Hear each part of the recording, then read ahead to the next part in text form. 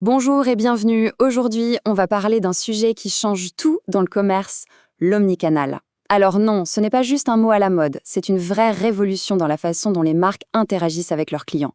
On va décortiquer tout ça ensemble. Mais avant de plonger dans la théorie, parlons concret.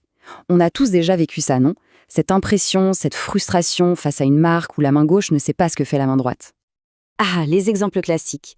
La super promo qu'on a vue sur le site, mais qui, comme par hasard, n'existe pas en boutique. Ou alors, appeler le service client qui n'a aucune trace de la commande passée la veille. Et le meilleur, devoir raconter son histoire encore et encore à 3 personnes différentes.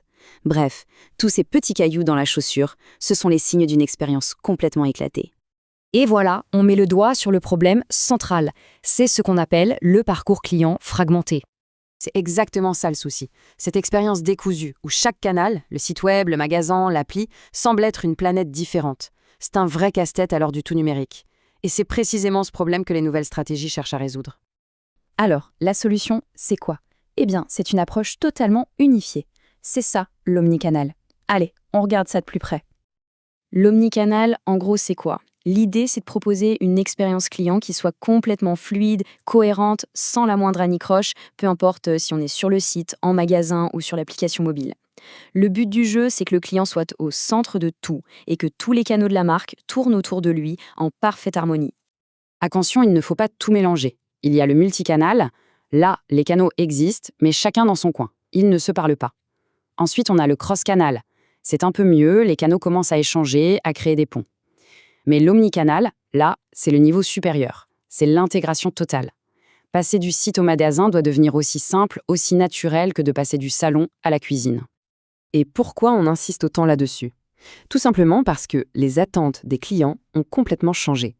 Aujourd'hui, on attend de la personnalisation, on veut que ce soit disponible 24 heures sur 7 et surtout on exige cette fameuse fluidité. Dans la tête du client, c'est simple. Il n'y a pas un site, une boutique, une appli. Il n'y a qu'une seule marque. Ok, donc on a compris le pourquoi du comment. Enfin, surtout le pourquoi. Maintenant, la question à 1 million. Comment on fait? Comment on construit, concrètement, cette expérience unifiée? Eh bien, pour une stratégie omnicanal qui tient la route, il y a 3 grands piliers. D'abord, il faut fusionner le monde physique et le monde digital. Ensuite, chaque point de contact avec le client doit être optimisé. Et enfin, le point peut-être le plus important, il faut former les équipes et les aider à s'adapter.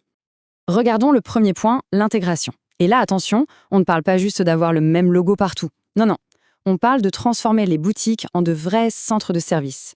Par exemple, pouvoir acheter en ligne et récupérer son produit en magasin, le fameux click and collect. Ou pouvoir retourner en boutique un article acheté sur le site. En fait, il faut que toutes les frontières entre les canaux s'effacent. Deuxième pilier, optimiser chaque interaction. C'est là que la data entre en jeu. Grâce aux données clients, une marque peut personnaliser ses messages partout, sur son site, sur ses réseaux et même, oui, en magasin. Imaginez un peu, un vendeur qui sait déjà ce qui nous a intéressés en ligne et qui peut donc nous conseiller de manière ultra pertinente. C'est ça, la vraie valeur ajoutée. Et c'est exactement ce que dit cette phrase. Exploiter la donnée, ça permet d'anticiper ce que veulent les clients et donc de les satisfaire. Il faut être clair, la data, c'est vraiment le carburant de l'omnicanal. Sans ça, pas de personnalisation, pas de cohérence, bref, le moteur ne démarre pas. Évidemment, tout ça a l'air super sur le papier, mais ce n'est pas si simple à mettre en place. Alors, quels sont les défis? Et surtout, comment on fait pour les surmonter? La question c'est, est-ce que le jeu en vaut la chandelle? La réponse est oui, et les résultats sont là pour le prouver. Une bonne stratégie omnicanal, ça se traduit par quoi? Plus de fidélité client, une augmentation des ventes parce que le parcours est plus simple, et surtout, une connaissance client bien plus fine, bien plus utile.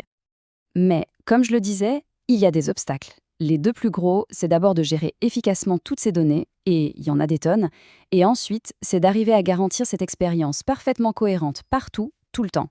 Et ça demande une synchronisation interne en béton armé. Alors, quelles sont les clés du succès? Il y en a plusieurs. D'abord, une communication interne impeccable. Le marketing, les ventes, le SAV, tout le monde doit parler le même langage. Ensuite, il faut écouter, vraiment écouter. Récupérer les avis des clients, analyser ce qu'ils disent pour s'améliorer en continu.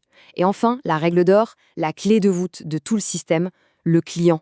Il doit être au cœur de toutes les décisions, sans aucune exception. Donc, si on devait résumer, la chose la plus importante à retenir, c'est que l'omnicanal, ce n'est pas juste un projet technique ou un nouvel outil. C'est bien plus profond que ça. C'est une vraie transformation de la culture de l'entreprise, une nouvelle façon de penser la relation avec le client. Et tout ça nous amène à une question finale. Qu'on soit entrepreneur ou simple client, quelles sont les entreprises qui seront vraiment prêtes pour le client de demain? La réponse, finalement, se trouve sûrement dans leur capacité à embrasser pleinement cette philosophie omnicanale.